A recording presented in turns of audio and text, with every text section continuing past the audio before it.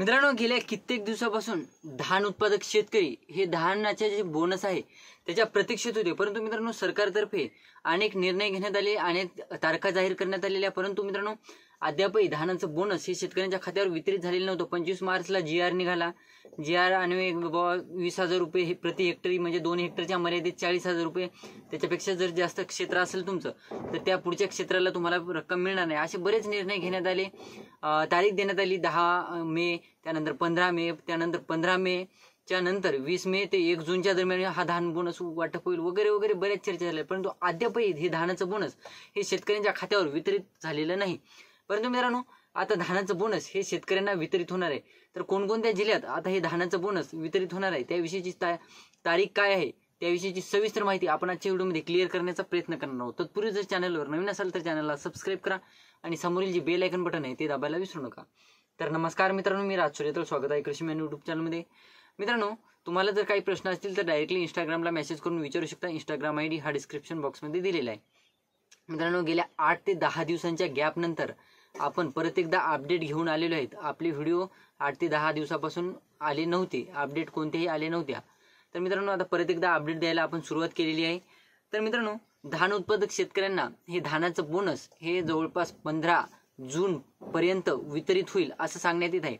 म्हणजे 15 जून पूर्वीच हे धानाचं बोनस शेतकऱ्यांच्या खात्यावर वितरित होईल अशी जरी चर्चा असली तरी गेल्या कित्येक तारखा आल्या आणि गेल्या, त्या कारणास्तव मित्रांनो मला तर नाही वाटत की 15 जूनच्या अगोदर हे धानाचं बोनस वितरित होईल। 15 जूनच्या नंतर हे धानाचं बोनस वितरित होणार आहे। त्यानंतर मित्रांनो शेतकऱ्यांना जवळपास 1800 कोटी रुपयांचा निधी हा मंजूर करण्यात आलेला आहे। तर म्हणजे पूर्ण टोटल 1800 कोटी रुपयांचा जे निधी मंजूर करण्यात आलेला आहे तेवढ्याला तेवढा वाटप होणार असं जर तुम्हाला वाटत असेल तर नाही मित्रांनो, 1800 कोटी रुपये तेवढ्याला तेवढे वाटप होणार नाहीत। त्याच्यापैकी फक्त आणि फक्त 900 कोटी रुपयेच यूजमध्ये आणणार आहेत। 900 कोटी रुपयांचाच धान बोनस हा शेतकऱ्यांना वाटप होणार आहे।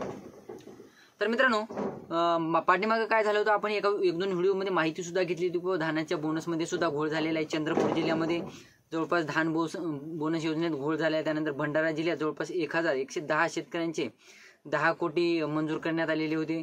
त्यानंतर नाशिक जिल्ह्यातील जे नाशिक आणि गडचिरोली जिल्ह्यामध्ये सुद्धा बऱ्याच प्रमाणात घोळ समोर आले।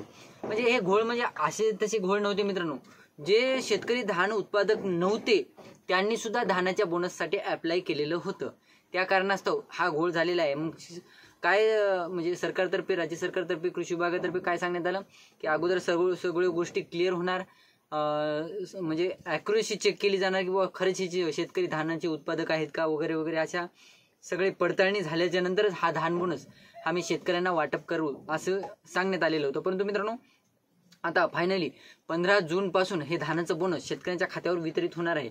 एकंदरीत बघायचं झालं मित्रांनो, नागपूर जिल्ह्यामध्ये जवळपास 44,842 शेतकऱ्यांनी या धानाच्या बोनसची नोंदणी केलेली होती। तर एकंदरीत बऱ्याच जिल्ह्यातील शेतकऱ्यांना हे अपेक्षित होते की 15 मे पर्यंत ही धानाची रक्कम शेतकऱ्यांच्या खात्यावर वितरित होईल, परंतु झालं नाही। आता 15 जून पासून हा धानाचा बोनस हा शेतकऱ्यांच्या खात्यावर वितरित होणार आहे। 2 हेक्टरच्या मर्यादेत म्हणजे 40,000 रुपये कमीत कमी तुम्हाला मिळणार आहे। त्याच्यावर जर तुमचं क्षेत्र असेल तर तुम्हाला त्याच्यावरच्या क्षेत्राला धानाचा बोनस मिळणार नाही। तर ही होती छोटीशी माहिती मित्रांनो धानाच्या बोनस विषयी।